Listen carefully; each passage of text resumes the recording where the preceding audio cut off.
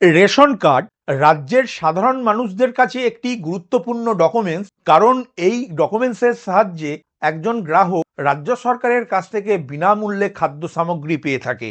নতুন ration card পাইবার আবেদন অনলাইনের পাশাপাশি অফলাইনেও চালু রয়েছে।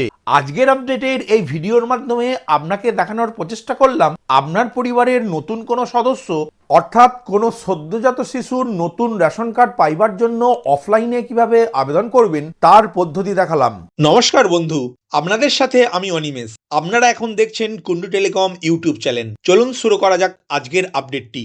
পরিবারের কোনো সদস্য বা সদ্যজাত শিশুর নতুন রেশন কার্ড পাইবার জন্য 4 নম্বর ফর্ম ফিল আপ করতে হয়। এই ফর্মটি অনলাইন থেকে ডাউনলোড করতে পারবেন অথবা আপনার বিডিওর রেশন কার্ড ডিপার্টমেন্ট থেকে পেতে পারেন। ফর্মটি দেখতে এই রকম। সেকশন এ অংশে আবেদনকারীর হেড অফ দি ফ্যামিলি অথবা আবেদনকারীর বাবার রেশন কার্ডের তথ্যটি লিখবেন, যেখানে নেম ঘরে সদ্যজাত শিশুর বাবার নাম বা পরিবারের হেড অফ দ্য ফ্যামিলির নামটি লিখবেন রেশন কার্ড দেখে।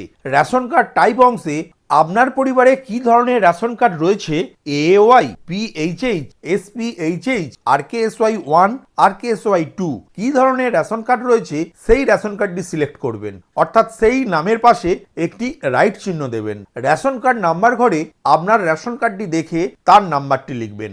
বি অপশানে আপনার পরিবারের যে সদস্যের রেশন কার্ড হয়নি বা সদ্যজাত শিশুর বিভিন্ন তথ্য লিখে এই অংশটি পূরণ করতে হবে।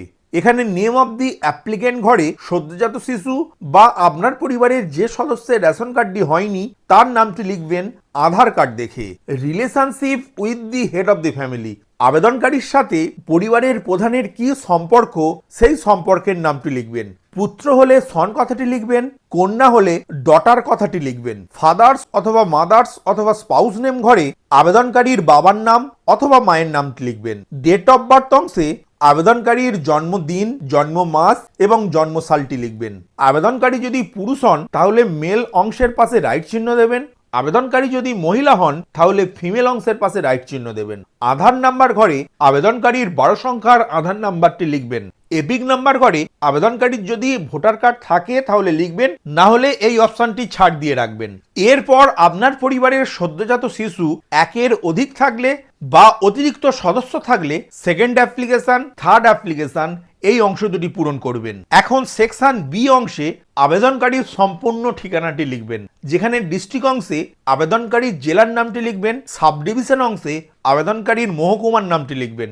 ব্লক, মিউনিসিপ্যালিটি, মিউনিসিপাল কর্পোরেশন অংশে আবেদনকারীর ব্লকের নাম বা পৌরসভার নাম বা কর্পোরেশনের নামটি লিখবেন। গ্রাম পঞ্চায়েত অর ওয়ার্ড অংশে আবেদনকারীর গ্রাম পঞ্চায়েতের নাম বা ওয়ার্ড নাম্বারটি লিখবেন। ভিলেজ, রোড, স্ট্রিট নেম অংশে আবেদনকারীর গ্রামের নাম বা শহরের নাম বা রাস্তার নাম্বারটি লিখবেন। পিনকোড ঘরে আবেদনকারীর ঠিকানার পিনকোড নাম্বারটি লিখবেন। পোস্ট অফিস অংশে আবেদনকারীর ঠিকানার ডাকঘরের নামটি লিখবেন। পুলিশ স্টেশন অংশে আবেদনকারীর থানার নামটি লিখবেন। এরপর ফর্মের দ্বিতীয় পাতায় সেকশন সি অংশে প্রাইমারি মোবাইল নাম্বার ঘরে আবেদনকারীর একটি 10 সংখ্যার মোবাইল নাম্বারটি লিখবেন। এখানে একটি কথা মনে রাখবেন, এই মোবাইল নাম্বারটি যেন আধার কার্ডের সঙ্গে সংযুক্ত থাকে।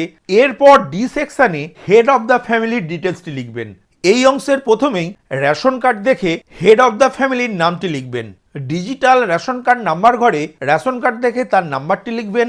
কার্ড ক্যাটাগরি অংশে হেড অফ দি ফ্যামিলির কি ধরনের রেশন কার্ড রয়েছে সেই রেশন কার্ডের নামের পাশে একটি রাইট চিহ্ন দেবেন। আধার নাম্বার ঘরে হেড অফ দি ফ্যামিলির 12 সংখ্যার আধার নাম্বারটি লিখবেন। এরপর নিচের দিকের সিগনেচার অংশে আবেদনকারী বা হেড অফ দ্য ফ্যামিলি সই করবেন। 4 নম্বর ফর্মটি ফিল আপ সম্পূর্ণ হওয়ার পর এই ফর্মের সাথে সদ্যজাত শিশু বা যে সদস্যের রেশন কার্ডটি হয়নি তার আধার কার্ড এবং হেড অফ দ্য ফ্যামিলির আধার কার্ড ও রেশন কার্ডটি একই সাথে অ্যাটাচমেন্ট করে জমা করবেন আপনার বিডিও অফিসের রেশন কার্ড ডিপার্টমেন্টে। ভিডিওটি প্রথম থেকে শেষ পর্যন্ত দেখার জন্য ধন্যবাদ।